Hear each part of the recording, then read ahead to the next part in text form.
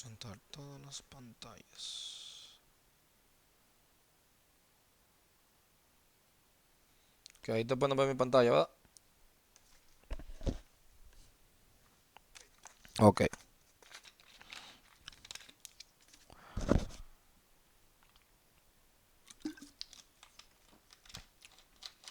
Bueno, ustedes recuerdan que en el primer video que yo puse explicaba cómo utilizar el entorno de Anaconda eh, y el notebook de Jupyter, que es bien interesante, donde usted puede ir documentando lo que usted va haciendo, explicando cada línea de código, eh, porque esto se utiliza para hacer la RACEP.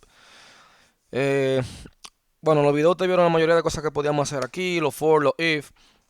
El que vio el video de las listas, no sé si llegaron a verlo, bueno, tienen que verlo para yo lo dar continuidad en donde me quedé, pero tienen que verlo. Eh, Prácticamente una lista, yo creo una lista simplemente con corchetes y ya todos los elementos que yo entre aquí dentro eh, pertenecen a una lista.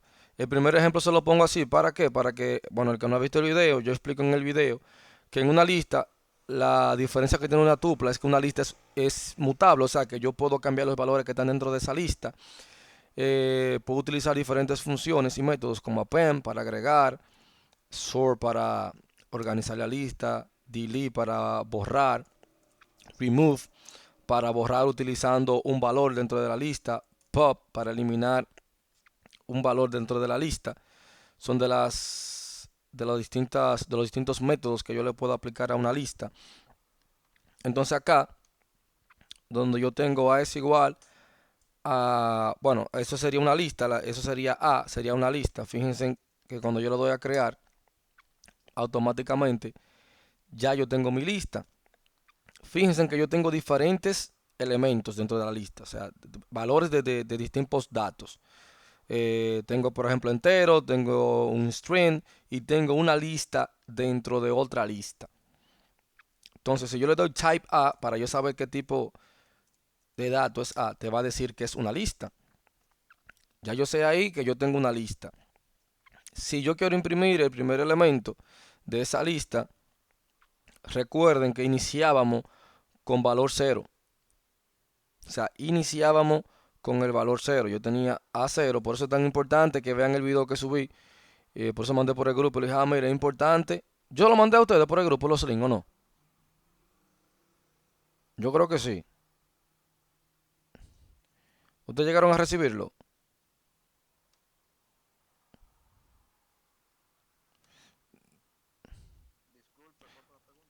Unos links que yo envié por el grupo. ¿Yo se lo mandé por el grupo de ustedes o no? Porque creo que fue... Ajá, no sé, por eso le dije que activaran las notificaciones y se suscribieran para que cada vez que yo subiera uno le llegara.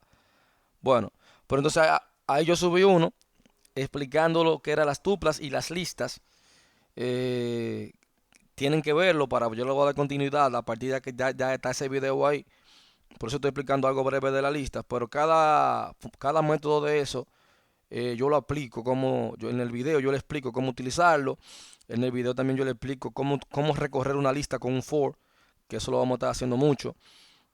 Entonces esa es la idea. También cómo le asigno, cómo cambio valores. Entonces acá, para yo imprimir el primer elemento de una lista, les recuerdo que esto inicia en la posición cero. O sea, este elemento se encuentra en la cero, este se encuentra en la posición uno y esta lista se encuentra en la posición 2.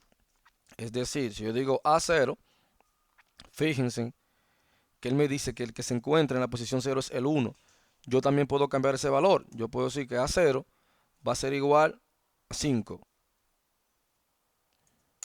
Fíjense ahora cuando yo imprimo A, me está diciendo 5A1, 2, 3. O sea, simplemente con yo hacer esa asignación, cambié el valor que se encuentra en la posición cero de la lista. Algo interesante aquí, fíjense que yo tengo A en la posición 2. 0, 1, 2. Si yo quiero imprimir eso, él me va a imprimir la lista completa. Ahora, si yo quiero el elemento 1 que se encuentra, Porque esto es listas anidadas, una lista dentro de otra lista. Si yo quiero imprimir el valor 2 o quiero acceder a ese valor, yo tendría que asignarle, decirle, mira, dentro de la lista A, en la posición número 2, yo quiero el elemento que está en la posición 1. Entonces él te va a decir que dentro de la lista A, en la posición número 2 que se encuentra esta lista, yo quiero de esa lista el elemento que está en la posición 1, que sería el número 2. Más o menos para que le sigan la lógica. Algo interesante de la lista es, en Python, dos listas son equivalentes si tienen los mismos elementos, pero no son idénticas. Es decir, si yo tengo aquí A es igual a 1, 2, 3, tengo B es igual 1, 2, 3. Yo puedo preguntar si son equivalentes utilizando el operador is. Yo puedo decir A es B, preguntando si son idénticas. Vamos a ver. Te dice que es falso. ¿Por qué es falso? Porque realmente, porque es así, es decir, que sean equivalentes no implica que sean idénticas. Ellas pueden ser equivalentes, pero no son idénticas. Para yo hacerla idéntica, yo tendría que hacerlo de la siguiente manera, donde yo tengo esta, donde yo diría que B es igual a A es B. Fíjense ahí sí son idénticas. O sea, el hecho de que tengan los mismos valores no significa que vayan a ser idénticas. Son equivalentes, pero no idénticas. Entonces, en este caso aquí sí serían idénticas. Si algo interesante, ¿por qué le menciono esto? Bueno, si A y B son idénticas, significa que la lista tiene dos referencias o nombres diferentes. Así lo cambio que hago una, usando cualquiera de los elementos, afecta a la otra. Ejemplo, yo tengo aquí que digo A es igual 1, 2, 3. B es igual a B es igual a A. B es igual a A. Y tengo B en la posición 0 igual. Dame un segundito.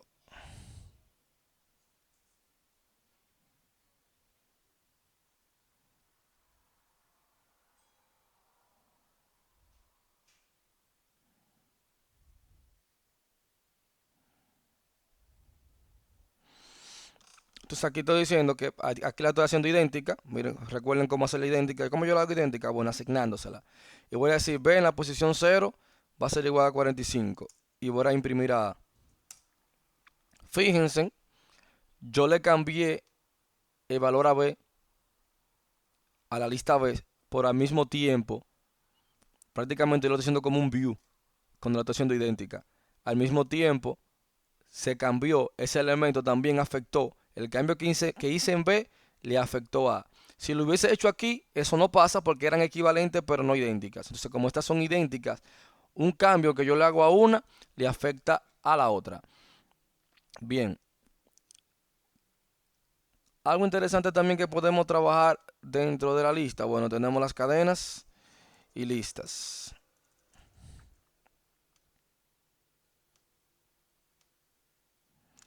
¿Qué tenemos con las cadenas y listas? Bueno, una cadena es una secuencia de caracteres y una lista es una secuencia de valores. O sea, una cadena todo el mundo sabe, viene siendo esto. Y una lista es una secuencia de valores. Pero una lista de caracteres no es lo mismo que una cadena. Bien, vuelvo y repito. Una cadena es una secuencia de caracteres. Yo puedo decir, ese es igual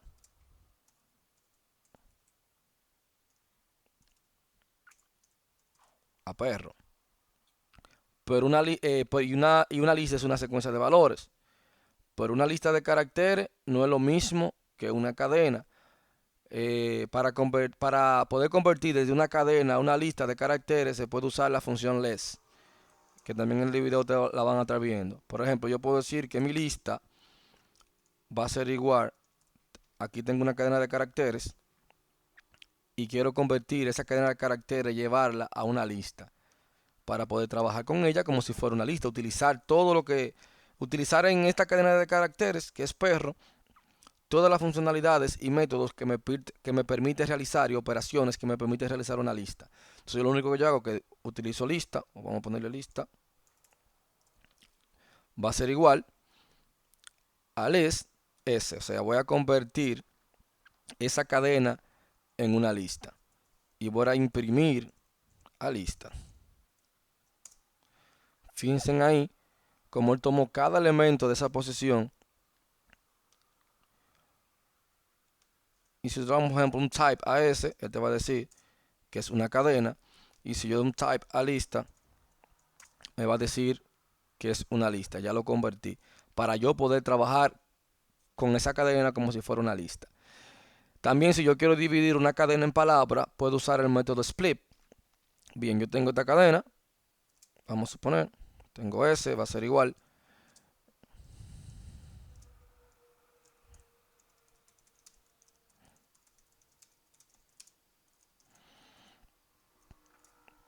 Bien, voy a crear una lista. Yo diga s.split, donde le estoy diciendo,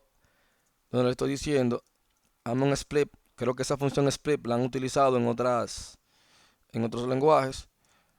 A lista. Vamos a ver.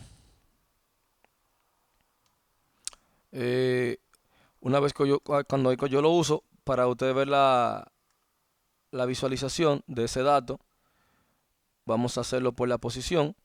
Es lo que hace que va a tomar cada elemento de ese. Y si tengo camión, tengo acá lista igual split. Entonces acá te la va a dividir en inteligencia. Fíjense en cada elemento.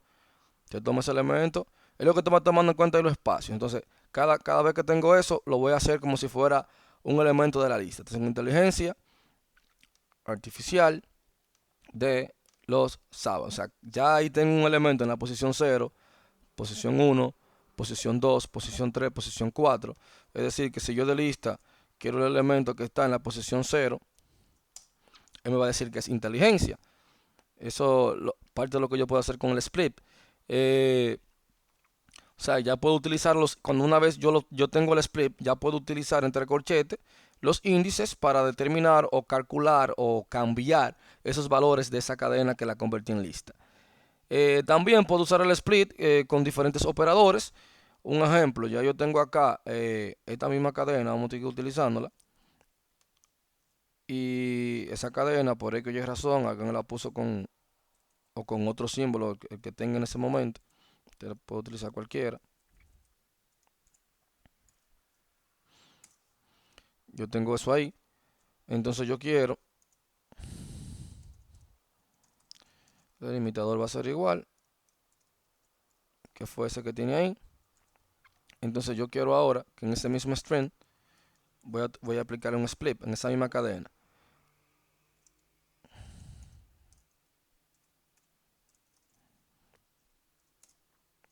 Fíjense ahí como yo estoy creando una lista utilizando el delimitador diciéndole, mira, donde quiera que tú encuentres, en vez de utilizar el espacio ahora, donde quiera que esté el guioncito, el guión, si no de menos, como usted le quiera llamar, usted va a tomar eso como referencia para tomarme de esa cadena, me lo va a tomar como un valor y me lo va a insertar en la lista en las diferentes posiciones. También usted puede utilizar, por ejemplo, join, que join, yo sé que lo han utilizado en base de datos, por acá con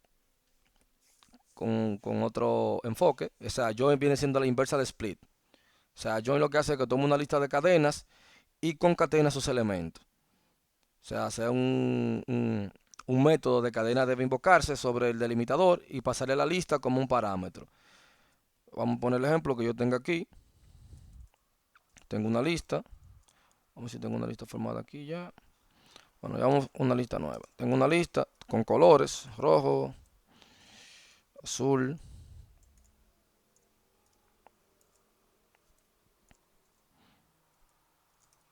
blanco, morado. Yo tengo esa lista de colores. Pero ahora yo quiero hacer, voy a poner un delimitador, donde yo le voy a decir que va a ser un delimitador de espacio.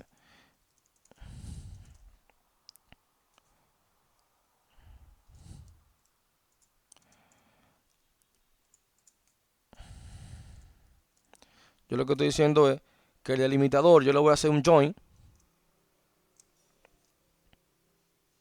a la lista.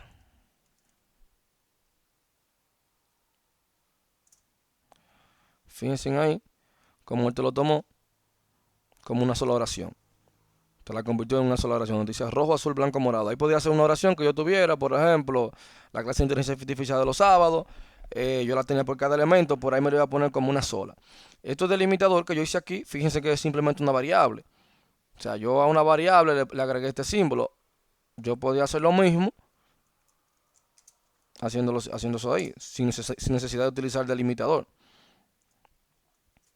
O sea, podía hacer lo mismo. Tenía el mismo resultado. Bueno, algo interesante que tengo aquí con Python, prácticamente, son las listas por comprensión.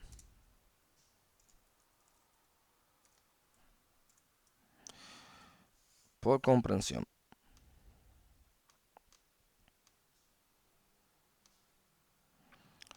Las listas por comprensión, prácticamente, es una expresión compacta para definir listas, conjuntos y diccionarios en Python. Se trata de, de definir cada uno de los elementos sin tener que nombrar cada uno de ellos. ¿Cómo sería su sintaxis? Bueno, lo primero que yo tengo aquí es la expresión. Puedo tener un for, la variable que quiero recorrer, aquí en la lista que lo voy a hacer, o la colección de datos que quiero recorrer. Y si también quiero ponerle un if, también puedo, no es obligatorio ponerlo. O sea, aquí yo tendría, en vez de varias líneas de código en una sola línea, yo podría obtener todo lo que yo necesito. Que yo tendría aquí la expresión que me va a estar trabajando, la operación matemática, la lista que me va a estar creando, lo que sea que yo necesito que haga. Un for, en caso de que yo quiera recorrer la lista, obviamente, para recorrer cada elemento. Y esto también es opcional si yo quiero que de esa lista tener un condicionante para la cual voy a formar otra. Bueno, también lo puedo hacer. Vamos al ejemplo que se entienda mejor. Yo puedo tener una lista. Quiero poner listas. Quiero llenar listas. ¿Qué le estoy diciendo? Mira, el elemento X, for X, en 5, 6, 7. Él lo que va a hacer es que me va a recorrer cada elemento de ese y me lo va, cada elemento de eso me lo va guardando aquí en X y esa X me le va haciendo un append prácticamente a esta lista. Si tú imprimes lista, fíjense en que él tiene ya los elementos dentro de esa lista. Vamos a hacerlo más interesante todavía. Yo tengo una lista que va a ser igual y le quiero hacer una operación matemática, x más 3 por x en, recuerden que esta x representa, cuando yo digo for x, que inicia en 0, que lo que vieron en los videos, expliqué ahí también por eso que es importante que se pongan al día con los videos para que puedan ir entendiendo la clase. Aquí x representa cada elemento de esos. Primero la primera corrida va a decir que es 0 y 0 viene siendo 5. Luego en la segunda corrida 1, que es 6. Luego 2, que representa 7. O sea, te dice el elemento que se encuentra en tal posición. Entonces aquí en este caso yo voy a tener una nueva lista. Donde voy a tener 2, 4, 5, 6, 7. Le estoy diciendo acá, mira, recógeme esa lista en este elemento. Y a cada elemento de eso tú le vas a sumar 3 para crear una lista. Entonces, él me va a crear tengo una variable llamada lista donde voy a crear, ya automáticamente yo le digo con estos corchetes, le estoy indicando que es una lista que yo quiero que se convierta. porque si yo quiero hacer una lista vacía, en uno de los videos yo explico, yo tengo lista, automáticamente yo le pongo los corchetes, ya tengo una lista. Si le pongo unos paréntesis, tengo una tupla. Y si le pongo llaves, automáticamente tengo un diccionario. También lo puedo convertir utilizando la palabra lista, la palabra tuples y también la palabra diccionario, que son reservadas. También lo puedo declarar. Entonces acá, ¿qué yo estoy haciendo? Bueno, esta variable, automáticamente yo le puse los corchetes, le dije que me va a crear una lista, donde me va a recorrer cada elemento de esta lista y me la va a ir sumando 3. O sea, esta va a ser la parte de la expresión, la operación, en ese for.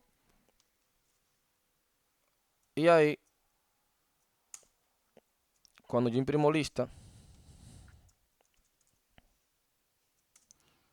pero para yo hacer ese mismo código que está ahí, yo tendría que primero hacer un for, recorriendo la lista, luego haciendo la operación matemática, y luego de la operación matemática, a esa lista hacerle un append. O sea, tendría más líneas de código y cuando realmente son cálculos sencillos, que en una sola línea de código yo podría representar y lograr lo que yo quiero de una forma más fácil. Inclusive, no tendría, miren que no estoy declarando ni a X. Aquí yo pongo la expresión, recorro el valor, donde inicia en la posición 0, que sería 2, para que me le sume 3 y me lo añada a esta lista. Eso es lo que estoy haciendo ahí. Ahora, yo puedo hacer lo mismo, eso mismo que tengo aquí, y yo le voy a decir que me le va a sumar 3 y me va a crear una lista sumándole 3 siempre y cuando X sea mayor que 4. Fíjense ahí, donde simplemente le sumo 3 a 5, a 6 y a 7. O sea, en una misma línea de código, yo estoy creando una lista con diferentes factores. ¿Por qué le estoy enseñando esto? Vamos a llevarlo a un dataset. Yo quiero que él me cree una columna para un dataset nueva, que quiero hacer un cálculo, solo con las personas que sean mayores a 40 años.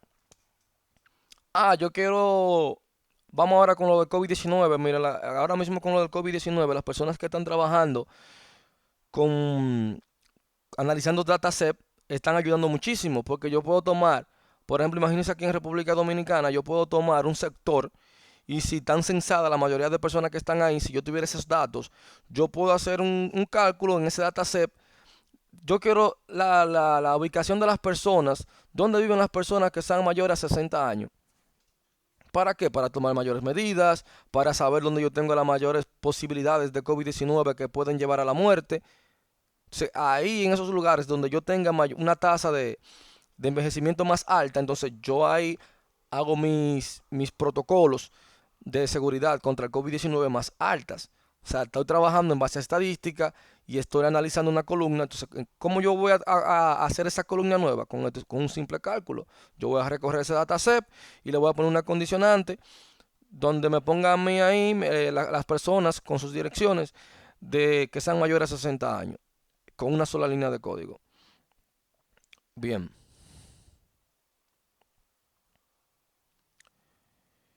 También acá usted puede hacer muchísimas cosas ahí con lista. Bueno, una de las que están utilizado, vamos a ponerle esta, es un pequeño ejemplito. Ya por último, yo tengo aquí A, tengo C, tengo una H. ¿Qué yo quiero que tú me hagas? Bueno, esas letras yo las quiero llevar a mayúsculas. ¿A qué se va a hacer igual? Bueno, yo te estoy diciendo a ti que la expresión, mi expresión, que prácticamente sería la última línea que usted va a tener aquí, su operación matemática va a ser aplicándole el método de mayúscula en Python.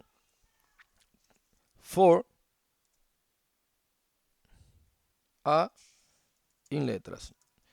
¿Qué estoy diciendo ahí? Mira, yo lo que quiero es que tú me recorras letras. Letras es una lista y la vas a recorrer. Entonces, cada elemento de esa lista, tú le vas a aplicar el método upper, que lo que va a hacer es que me lo va a convertir en mayúsculas. Entonces,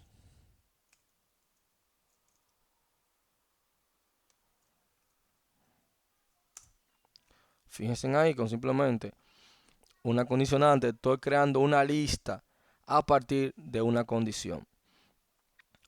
Luego tengo los famosos diccionarios. Como lo mencioné aquí, yo voy a tener un diccionario, automáticamente usted lo vea con una llave, usted tiene que saber que es un diccionario.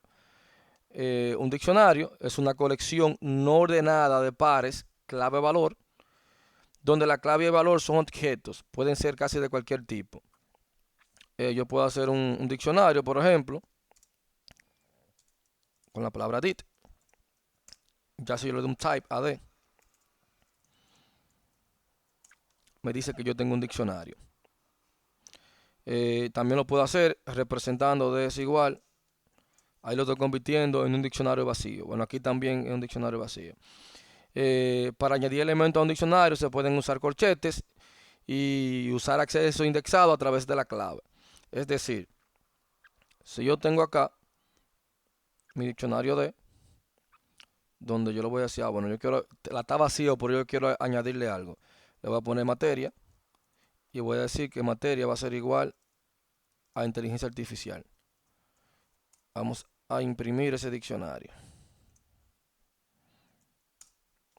Fíjense en cómo acá yo tengo clave, valor. El que ha utilizado el lenguaje PHP, JavaScript y ha utilizado diccionario en otro lenguaje, es la misma metodología. Aquí tengo yo mi clave y mi valor. O sea, tengo materia y A. O sea, ¿cómo la creo? Bueno, mediante corchete. Aunque yo lo utilizo llaves para crearlo, con corchete yo estoy añadiéndole un valor a ese diccionario. Bueno, otra forma también de crear el diccionario, yo puedo venir aquí, eh, diccionario 2, va a ser igual, con llaves, y comienzo a poner los elementos. Tengo aquí, vamos a ponerle una de colores, tengo azul, la llave, va a valer 5 puntos. El equipo morado obtuvo 10 puntos. El equipo rojo obtuvo 3 puntos. Automáticamente yo imprimo mi diccionario 2. Tengo azul 5 puntos, morado 10 puntos, rojo 3 puntos. El orden de los elementos de un diccionario es impredecible. Eso es uno de los inconvenientes que tiene. Pero eso no es importante, dado que usan las claves para buscar los valores correspondientes.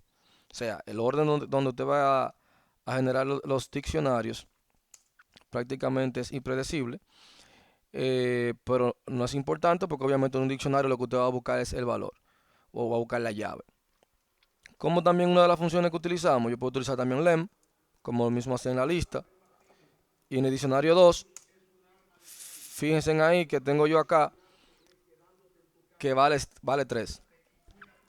Entonces ahí tengo el diccionario 2. Ahí le estoy diciendo que contengo 3 elementos dentro del diccionario, que es azul, morado y rojo. Tengo 3 valores. También puedo utilizar el operador in para preguntar. Azul se encuentra, que en uno de los videos te va a ver también que lo estamos utilizando lo estamos utilizando en las listas también, ese tipo de preguntas. Donde te lo estoy preguntando, azul está en el diccionario, te dice que sí. Que muchas veces antes de usted recorrerlo, usted quiere saber, imaginémonos que usted quiere cambiar la edad o cambiar el sexo de diferentes personas o la ubicación.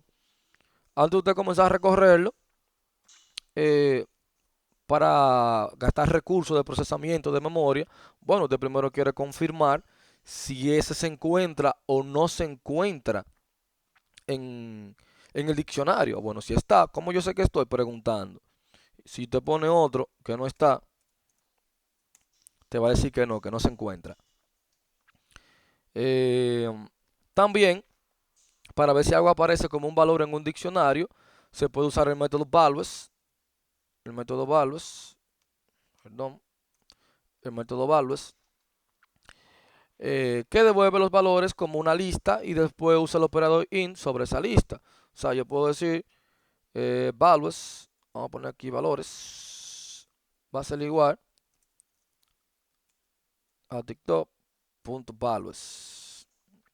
Bien, ahí yo voy a preguntar 5, que es azul, se encuentran los valores. Te voy a decir, argumentable, the fish is not iterable. A ver, ¿qué hice mal?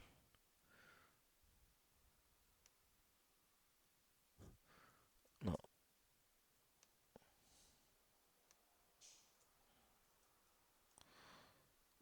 Tengo valores igual. TikTok. Ok, ya. Faltaba esto. Que 5 en valores, dice que sí, que se encuentra, porque fíjense que 5 era uno de los valores que tenía el azul. También puedo utilizar el método get, que toma una clave y un valor por defecto.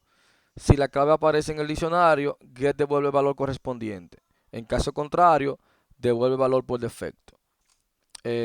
Vamos a decirlo así. Yo tengo aquí, vamos a poner, vamos a correr esta lista otra vez aquí para tener el ejemplo. Vamos a correrla de nuevo. Ahora yo quiero que me imprima.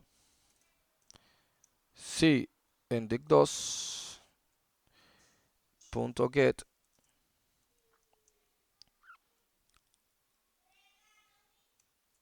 yo tengo, vamos a poner naranja.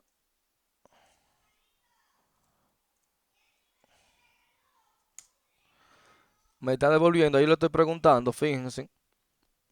Yo le dije si tengo naranja, si no tengo naranja me va a devolver 0. Ahora sí lo tengo. Vamos a ponerle morado. Me dice que sí, que el valor es 10. Es otra forma también de yo iterar.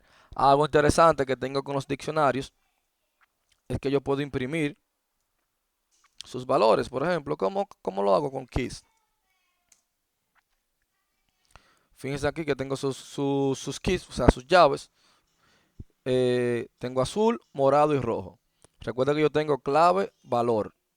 Que eso es algo interesante de Python, que prácticamente los mismos conceptos que tú tienes es prácticamente escribirlo en el idioma de inglés. O sea, yo le dije a ustedes que un diccionario se compone de clave valor.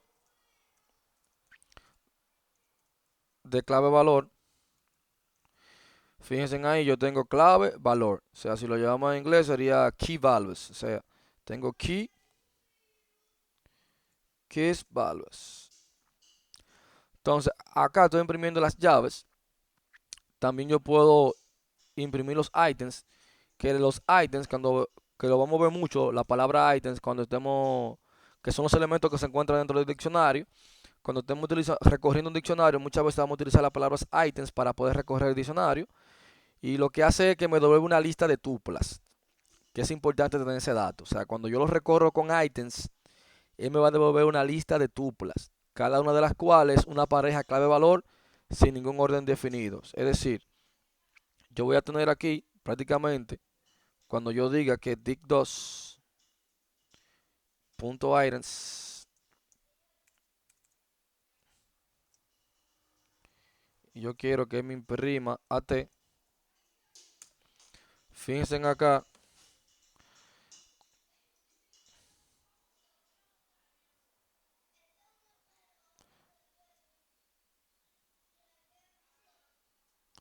fíjense acá, donde me imprimió. Miren el significado de items que te decía. Devuelve una lista de tuplas, cada una de las cuales es una pareja clave-valor. Una lista de tuplas. Fíjense aquí, donde yo te estoy diciendo aquí que contengo una lista, que es una lista, pero dentro de esa lista, cada clave-valor yo la estoy devolviendo como si fuera una tupla. Miren cómo lo tengo, como si fuera, no, como una tupla. Miren cómo lo tengo entre paréntesis. Cada cada clave valor, azul 5, morado 10, rojo 3. O sea, que ya usted sabe si tendría que hacer operaciones, ya usted sabe que dentro de una lista usted contiene tuplas. Eh, También se puede utilizar un diccionario como una secuencia en una sentencia for, de manera que se recorren todas las claves del diccionario. Vamos a poner otro ejemplo aquí mismo. Continuamos utilizando el mismo ejemplo. donde yo tengo acá, vamos a recorrerlo, tengo el for, clave, o yo puedo utilizar cualquier variable. Uno pone clave ya es por un estándar. Clave en diccionario, en dict2. Entonces yo quiero que me imprima tanto clave,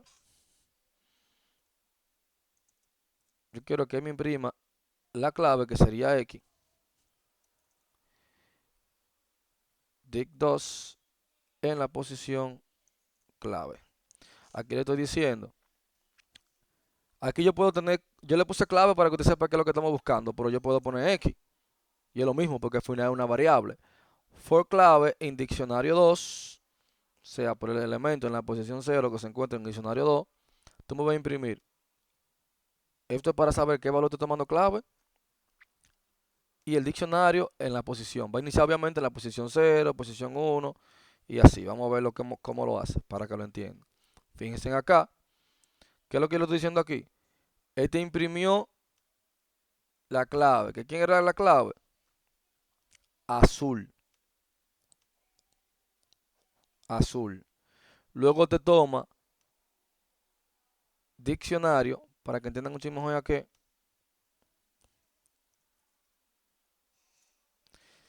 Cuando yo lo pongo así, él me está devolviendo el elemento, el valor del elemento que se encuentra en la posición 0. Bueno, 5, 10 y 3. Él me está devolviendo a mí simplemente ahí los valores de cada elemento. Cuando yo agregué esto aquí, lo primero que me tomaba era el valor, la clave, y luego me imprimía el valor. O sea, azul, morado, o sea, cuando yo imprimí, te salía en este formato. Azul, 5. O sea, el elemento clave en el momento vale 0, que sería 0, azul. Y dentro del diccionario 2, su valor en la posición 0 es 5. Luego el valor, el morado, en la posición 1, el elemento que se encuentra en la posición 1 del diccionario, 10. Ahí te estaba imprimiendo clave valor.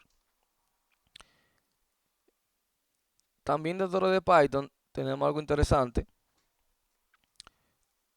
que son las famosas funciones.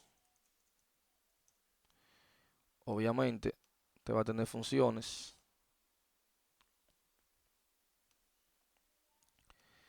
Y esas funciones van a tener su razón de ser y también su forma de ser. Todo el mundo ya me imagino que sabe lo que es una función. Dame un momento.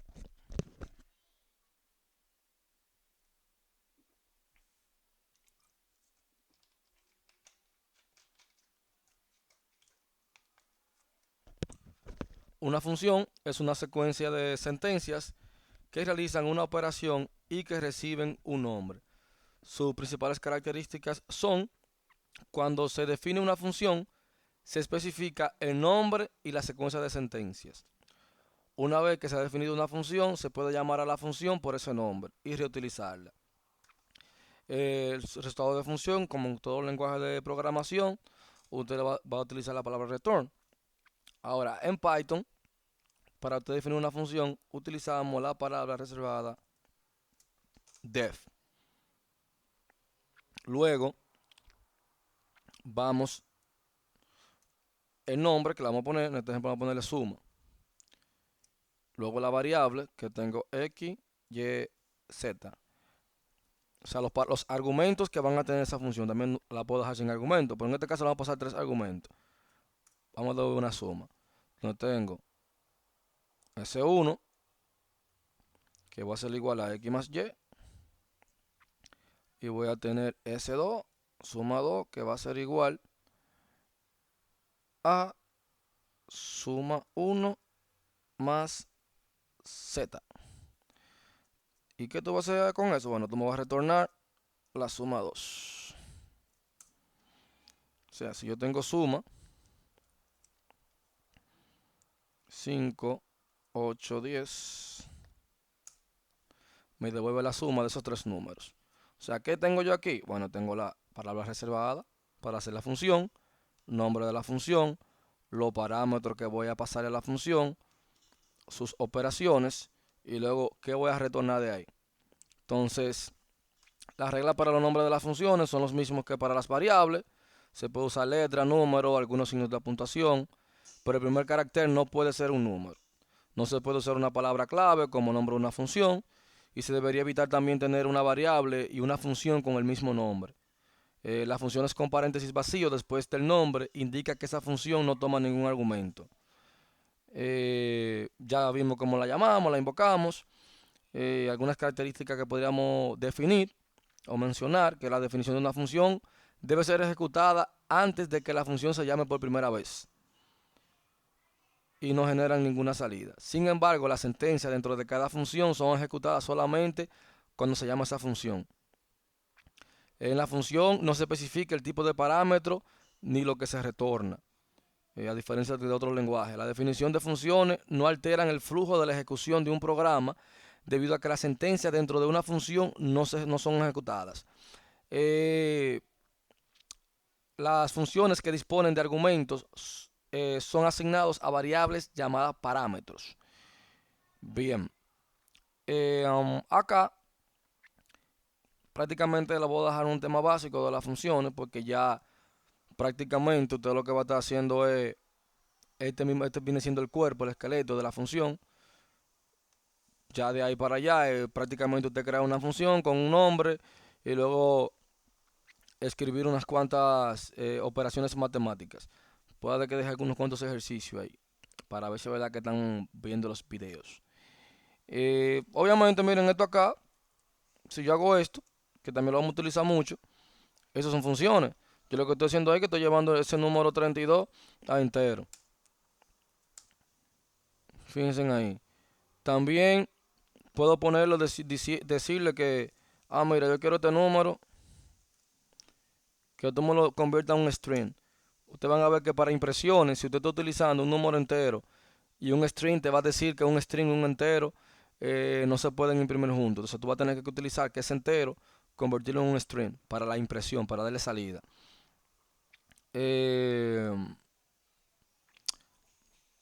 Bueno, ya hay otras funciones un poquito más avanzadas. No la voy a mencionar aquí en el momento, porque por el tema de la clase lo que vamos a estar utilizando son funciones realmente sencillas. No vamos a profundizar mucho en eso. Entonces ahora sí vamos a hablar de un tema ya entrando en dataset,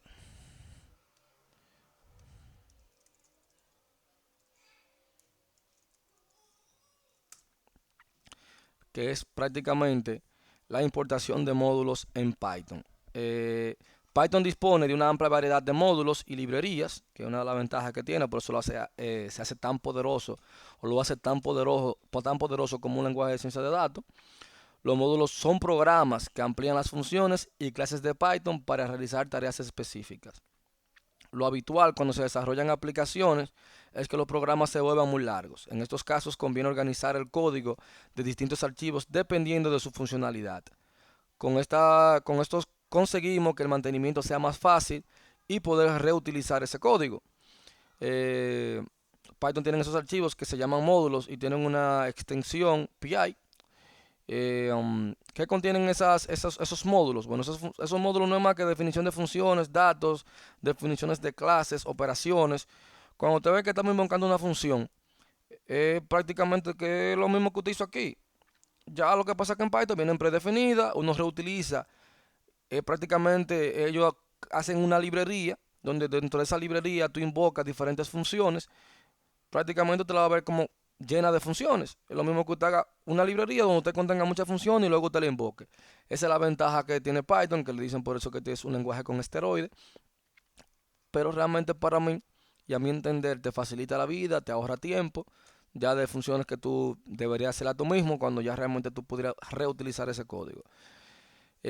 Para poder utilizar esas funciones o esos módulos hay que importarlas previamente, lo cual puede hacer de varias formas. O sea, ¿cómo yo puedo importar? Yo puedo importar todo el módulo con la palabra reservada import, de manera que para usar un elemento hay que usar el nombre del módulo seguido de un punto y el nombre del elemento que debe obtener. También puedo importar solo algunos elementos del módulo mediante la estructura from. O sea, yo puedo decir from. Aquí puedo poner el nombre del módulo. Impórtame lo que yo necesite ahí. Los elementos. O sea, si yo solamente voy a utilizar un elemento de ese módulo, bueno, yo nada más importo eso para no tener cargado todas esas funciones en memoria cuando realmente solamente voy a utilizar una sola cosa. Realmente estaría bien. Y también puedo importar todo el módulo mediante la palabra reservada import y definir un alias. O sea, yo puedo agarrar aquí import un módulo y decirle as mo. O sea, ya, porque para yo utilizar todo lo que esté dentro de ese módulo, yo voy a tener, por ejemplo, si yo no le hago el alias y yo quiero invocar una operación o una función que está dentro de ese módulo, yo voy a tener que escribir la palabra módulo, punto. Vamos a suponer que dentro del módulo tengo una función que diga suma, punto suma. Y cada función que yo vaya a reutilizar voy a tener que escribir la palabra módulo. Ahora es más fácil que yo le ponga un alias y aquí yo solamente ponga mo.suma. O sea, ahí me va a ahorrar líneas de código. Vamos a poner un ejemplo clarito ahora. Dentro de Python, él tiene una de los paquetes o funciones o métodos que tiene. Tengo aquí, vamos a importar random para hacer un número random. Yo puedo decir import random, ahí estoy, en ese momento, en esta forma, estoy importando todos los elementos que contiene esta librería. Estoy importando random, ahora diga for y in range. Ya nosotros hemos utilizado random, bueno, en un video yo lo puse, el uso, donde voy a decir que x va a ser igual a random. Fíjense ahí, estoy utilizando el nombre completo, random. Punto. Dentro de random yo quiero que tú me importes random. Y vamos a imprimir aquí. Ahí me generó 4 números aleatorios, que eso es lo que estaba buscando, como era 4 elementos que me iba a hacer. Y yo importé la función random dentro del paquete random, que yo podía hacer as RA. Si yo hacía RA aquí, yo nada más tengo que poner RA. Y fíjense que hago lo mismo. Por eso es importante también, los alias los utilizamos mucho para evitar no escribir tanto. ¿Por qué usted vio que yo importé el nombre? Porque dentro de random yo tengo diferentes funcionalidades y diferentes funciones. Un ejemplo, yo quiero utilizar dentro de la librería random una que él tiene, que es random int, que es para generar números aleatorios enteros. Entonces, como dijimos ahorita, from, aquí, from, el nombre del paquete, que en este caso se llama random, y dentro de random, yo quiero que tú me importe qué elemento. Bueno, dentro de random, dentro de todo lo que hay de random, yo quiero que tú me importe el random. Entonces, para ese random, yo digo for, voy a hacer lo mismo, hasta 4, donde x va a ser igual. Fíjense ahí que ahora lo estoy utilizando directamente, random, que me genere un random del número del 1 al 10, print x. Fíjense ahí donde él me generó 4 números random que tuvieran dentro del 1 al 10. Miren ahí. Yo lo que importé fue una de las funcionalidades que tenía ese número random. Para tú saber los módulos que tiene instalado o que tú puedes utilizar, te pone la conda list, que no debí ejecutarlo porque son muchísimos, pero miren todo lo que usted puede utilizar. O sea, todo eso son módulos que están instalados con sus respectivas versiones. Miren, hay graphics, que eso se utiliza para árboles. Aquí hay dos que la que vamos a utilizar.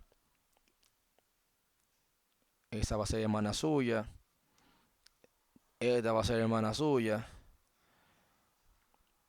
Y también usted va a utilizar mucho, bueno, Matplotlib. Bien, que usted va a ver mucho que vamos a estar utilizando con ficheros. Eh, bueno, una de las formas de trabajar con ficheros, vamos a decirlo así.